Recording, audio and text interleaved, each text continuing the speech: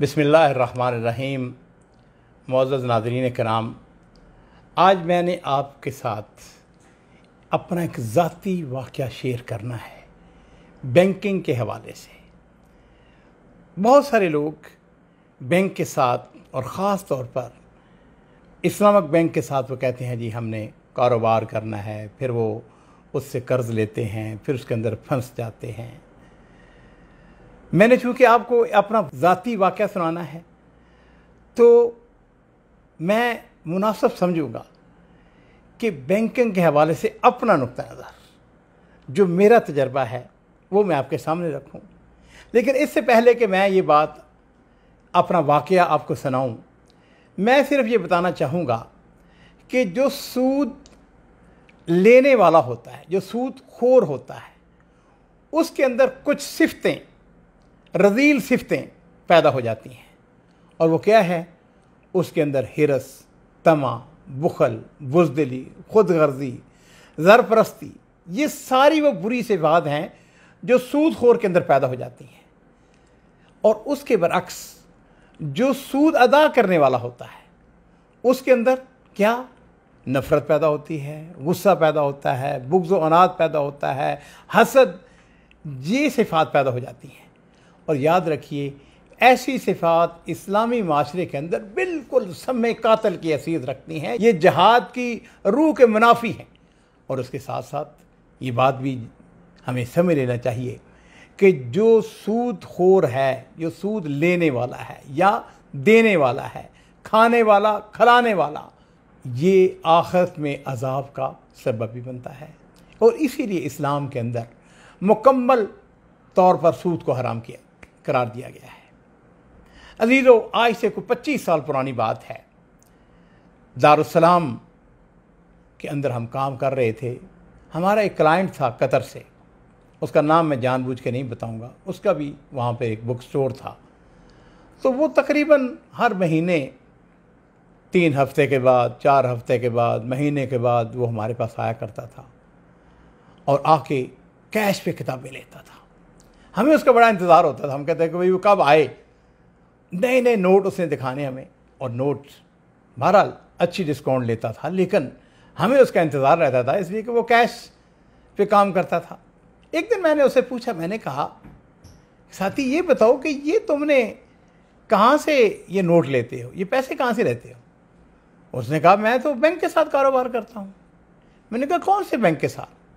कहने लगा Islamic bank है, उसके साथ मेरी डील है। ऐसे ही मेरे मुंह से निकल गया। मैंने कहा यार मुझे भी दिला दो। असल में हमारे पास एक बहुत बड़ा प्रोजेक्ट था उस ज़माने में।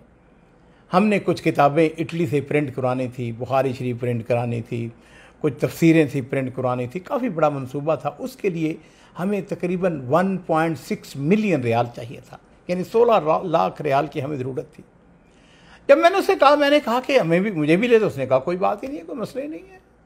उसने कहा बैंक मैनेजर मेरा दोस्त है, अगर चाहूँ तो मैं उसको यहाँ पे ले आऊँ।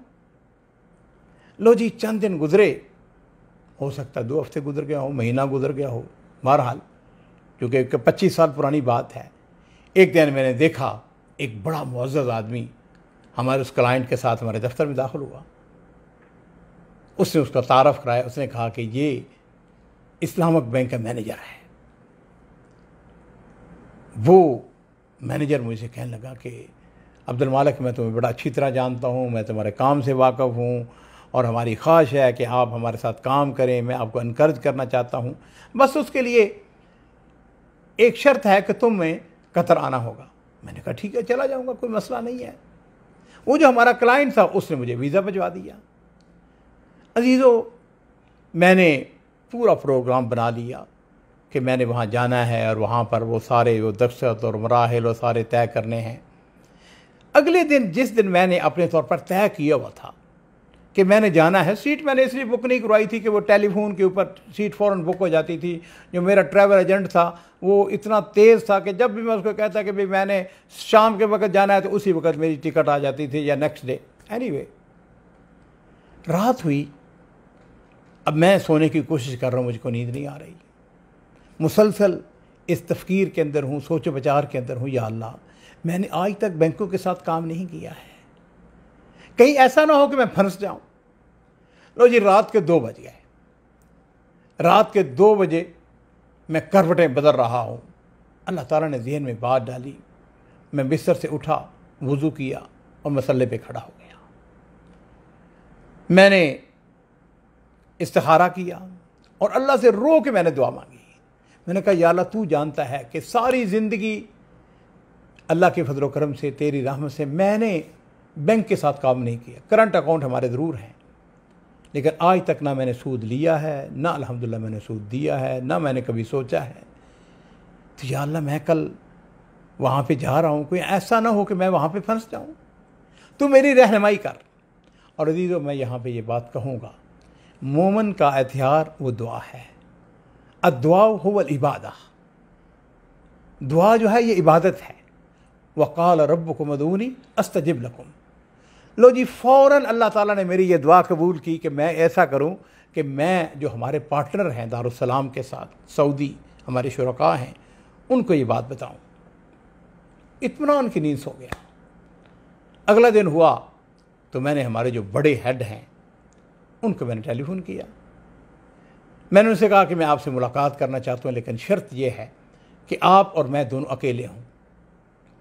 उन्होंने कहा कि ऐसा करो, एक दिन छोड़ के, उन्होंने कहा कि फ़लाँ वक्त सुबह सवेरे ज़रा जल्दी आ जाओ, क्योंकि उसके बाद कुछ लोग आ जाते हैं मुलाकात के लिए। मैं अपने वक्त मुकर्रर पर चला गया। अब दोनों थे हम। मैंने जाके उनको सारी बात बताई। मैंने कहा कि हमारा ये प्रोजेक्ट है, ये हमने किताबें छापनी हैं, बैंक वाले राज़ी हैं, लेकिन वो उसके साथ शेयर करेंगे या उनकी जो शुरूत हैं अभी उन्होंने मुझे नहीं बताई हैं, लेकिन मैं कतर जा रहा हूँ, वीज़ा मेरा आ चुका है, मैंने बस सीट बुक करवानी है और मैं आपको एतमाद में लेना चाहता हूँ। अज़ीज़ो नाज़रीन, आपको ये ताज्जुब भी होगा और ख़ुशी भी होगी कि हमारे दारुस्सलाम के और भी एक पार्टनर थे। उन्होंने उसी वक्त टेलीफोन उठाया और वो जो हमारा एक और पार्टनर है उसको टेलीफोन किया। कहने लगे, ये मेरे पास अब्दुल मालिक बैठा हुआ है, इनको 1.6 मिलियन रियाल की ज़रूरत है, इनके पास ये प्रोजेक्ट है, ये प्रोजेक्ट है। अब सारी बातें तो मैं नहीं सुन सका क्योंकि वो दोनों तरफ बातें हो रही थी। उन्होंने टेलीफोन बंद किया तो मुझे कहने लगे, ऐसा करो, एक मुआहदा लिख के ले आओ और आपको 2 दिन या 3 दिन के बाद आपको सारे पैसे मिल जाएंगे। अल्लाह उनके ऊपर करोड़ों रहमतें करे। वो मामला उन्होंने बिला मुबालगा 5 से 10 मिनट के अंदर अंदर उन्होंने हल कर दिया। लो जी, मैंने एक मुआहदा लिखा, उसके अंदर मैंने उनको पार्टनर बनाया। मैंने लिखा कि इसके अंदर जो मुनाफा होगा उसमें आपका हिस्सा होगा। अब जो अगली बात मैं नाज़रीन आपको बताना चाहता हूँ वो ये है, आम तौर पर उस ज़माने बूम था, किताबें, इस्लामिक बुक्स बहुत बिकती थी, दारुस्सलाम ऐसे माशाअल्लाह ऊपर जा रहा था। आम तौर पर हमारी किताबें 1 साल के अंदर अंदर लाजमन बिक जाती थी। जो एडिशन हम शाया करते थे ख़त्म हो जाता था। लेकिन सुबहान अल्लाह अज़ीज़ो, ये जो प्रोजेक्ट था, ये जो हमारी तवक्को थी उससे कहीं ज़्यादा उसने लंबा वक्त ले लिया। आज भी मैं सोचता हूँ कि अगर मैंने बैंक से कर्ज़ा लिया होता तो बैंक का निज़ाम इतना ज़ालिमाना है कि उन्होंने ड्यू डेट के बाद मेरे गले में रस्सी डाल लेनी थी। उन्होंने कहा था, या तो हमें पैसे दो या इदारा जो है वो बैंक करप्ट होगा और हमारे हवाले होगा वगैरह वगैरह। उन शुरुआत का मुझे ज़्यादा इल्म नहीं है, क्योंकि अल्लाह ने मुझको अपने ख़ास फजल व करम से मुझको बचा लिया। अगली बात जो मैं आपको बताना चाहता हूँ वो हमारे पार्टनर के ऊपर भी, जिन्होंने मुझको पैसा दिया। आपको ताज्जुब होगा, साल गुजर गया, साल से भी ज़्यादा गुजर गया, वल्लाहि उन्होंने मुझसे नहीं पूछा कि अब्दुल मालिक वो किताबें किधर हैं, वो हमारा असल दर किधर है, वो हमारा प्रॉफिट किधर है। वो तकरीबन वक्त जो है वो पीरियड ज़्यादा चला गया, हत्ता कि तकरीबन 2 या 2.5 साल लग गए। एक दफ़ा शायद उन्होंने अशारतन उन्होंने मुझसे पूछा तो मैंने उनका कहा किताबें अभी बिक रही हैं। कहा ठीक है, जब बिक जाएंगी हमें हमारा पैसा भी और जो हमारा हक बनता है वो हमें अदा कर देना। मेरे अजीज़ों, मैंने वल्लाहि उसके बाद तौबा की। मैंने कहा, अल्लाह तेरा शुक्र है कि तूने मुझको सूद से बचाया है। सुने बात, इस्लामिक बैंकिंग, फ़लाँ बैंकिंग, ये जिस हद तक बच सकते हो बचें, थोड़ा खा लें।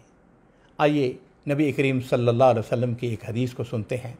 आपने इरशाद फरमाया, लान अल्लाहु आकिल रिबा व मूकिलहु व शाहिदैहि व कातिबहु। आपने इरशाद फरमाया कि अल्लाह ने सूद खाने वाले, खिलाने वाले, गवाहों और लिखने वालों पर लानत की है। जहाँ तक कुरान पाक की आयात का ताल्लुक़ है, कुरान पाक के अंदर इस बारे में नसूस मौजूद हैं। अल्लाह रब्बुल इज़्ज़त जो हैं वो अल्लाह ताला फरमाते हैं, अल्लज़ीना याकुलून रिबा ला यक़ूमूना इल्ला कमा यक़ूमुल्लज़ी यतख़ब्बतहु शैतान मिनल मस। जो लोग सूद खाते हैं वो क़यामत वाले दिन यूँ खड़े होंगे जैसे शैतान ने किसी शख्स को छू कर उसे मखबूतुल हवास बना दिया हो। क्यों? उसका सबब क्या है? फरमाया, ज़ालिका बिअन्नहुम क़ालू इन्नमल बैउ मिस्लुर रिबा, कि उसकी वजह उनका कौल, उनका नज़रिया है कि तजारत भी तो आखिर सूद ही की तरह है। हालांकि कैफियत क्या है? अल्लाह फरमाते हैं, व अहल्लल्लाहुल बै व हर्रमर रिबा। अल्लाह रब्बुल इज़्ज़त ने तजारत को हलाल करार दिया है और सूद को हराम करार दिया है। और मेरे दोस्तों, इस हवाले से मैं आखिरी बात कह के बात को ख़त्म करता हूँ। अल्लाह ताला इरशाद फरमाते हैं सूरह आल इमरान आयत नंबर 130 के अंदर कि या अय्युहल्लज़ीना आमनू ला ताकुलुर रिबा अज़आफ़न मुज़ाअफ़ा। ए ईमान वालो, दुगना चुगना करके सूद न खाओ। यकीन जानिए, मैंने कई दफ़ा अपने बच्चों को बैठा के मैंने उनसे कहा है, बच्चों बात सुनो, अगर कभी तुम्हें मुश्किल वक्त आ जाए, कारोबार के अंदर पैसे की शदीद ज़रूरत पड़ जाए, किसी मेरे दोस्त के पास चले जाना, मिन्नत कर लेना, लेकिन याद रखो कभी बैंकों, एक दफ़ा जो इस चुंगल के अंदर फंस जाता है, इस मुसीबत के अंदर, इस गड्ढे के अंदर गिर जाता है, वो कभी बाहर नहीं निकलता है। मेरे पास बहुत सारे वाक़यात हैं, बहुत सारे ऐसी चीज़ें हैं जो इंशाअल्लाह आपके साथ शेयर करने वाली हैं सूद के हवाले से। बिइज़्निल्लाह ताला अगली नशिस्त के अंदर नाज़रीन आपके साथ इंशाअल्लाह और बहुत सारी बातें शेयर करेंगे। मैं अल्लाह ताला से ये दुआ करता हूँ, अल्लाह ताला मुझे भी और आप सबको सूद की लानत से महफूज रखे। व आखिर दावाना अनिल हम्दुलिल्लाहि रब्बिल आलमीन।